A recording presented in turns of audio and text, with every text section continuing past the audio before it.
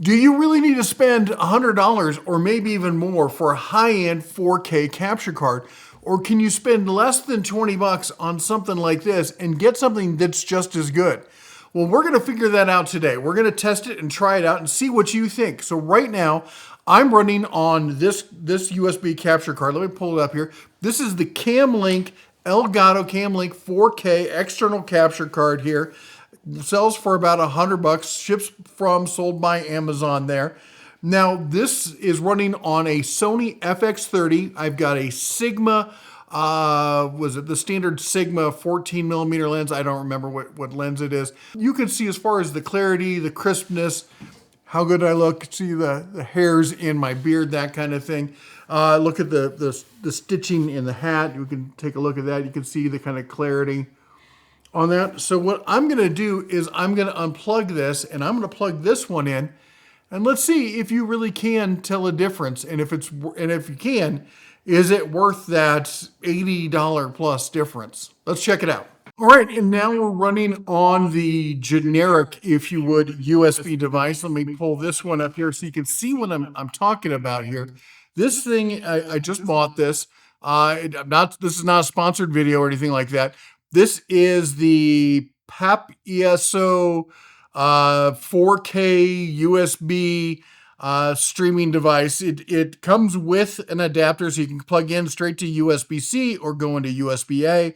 This was really useful for me because the port I have open was a USB-A port, USB-A 3.0, but it's my rig is pretty much maxed out. I even had to add an expansion card to add 4 more USB-C slots to handle everything that I have going on here. For those of you who don't know, my main channel is the Den of Tools. We have about 300,000 subscribers over there. We do 4 to 5 videos a day. So we do a lot of production out of this space here. So anyway, the point is that I want you to judge, because I'm doing this without having seen the final results. I don't really know. And I'll be honest, the reason I'm doing this is I broke my other Camlink. I had 2 of these because I like to, for most things, I like to have a backup, because as I said, I do this production almost daily. And if I lose one, if it dies, something happens to it, I can't wait a week. And I know a lot of places are like, you just order from Amazon, they'll get it there the next day. I live in rural Montana, and it takes about a week, even for Amazon, to get stuff here. So anyway, in fact, you can kind of see it happening to this card here. Let me back it up here. There's a slight bend right here. So this goes into my computer, but then cables, everything else. I'm on a desk. The desk goes up and down, and it bends this. And I did that with the last one, and I cracked it, and I broke it. Now, there's $100 gone, and I need to have a backup. And I'd seen people saying, hey, these cards are almost as good.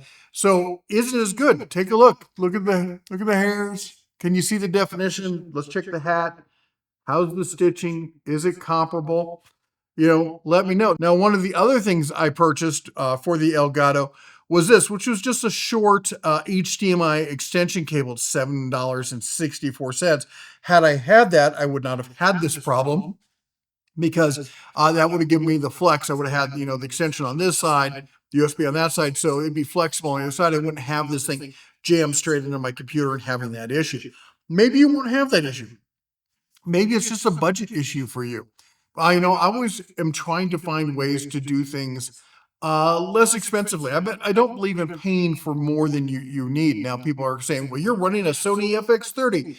Yes, I'm a full-time content creator on my other channel. And, as such, I have the budget to kind of have some things that spoil me a little bit. Honestly, I don't need the FX30, but I often do some longer runtime kind of videos, some of them going an hour or more. And the internal cooling on the FX30 was what really sold me on it.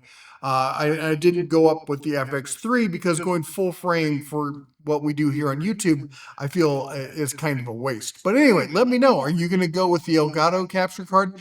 Do you think this generic, the whatever it's called, do you think this one is good enough? I can tell you right now, just by looking at my monitors, it looks pretty decent, but we'll have to wait and see the post-edit and once we get it uploaded to YouTube, because remember, there's a lot of compression that happens. Once I take it out of here, I then run it through an editor, that compresses it, then I upload it to YouTube, that compresses it, then it downloads via stream to whatever device you're watching.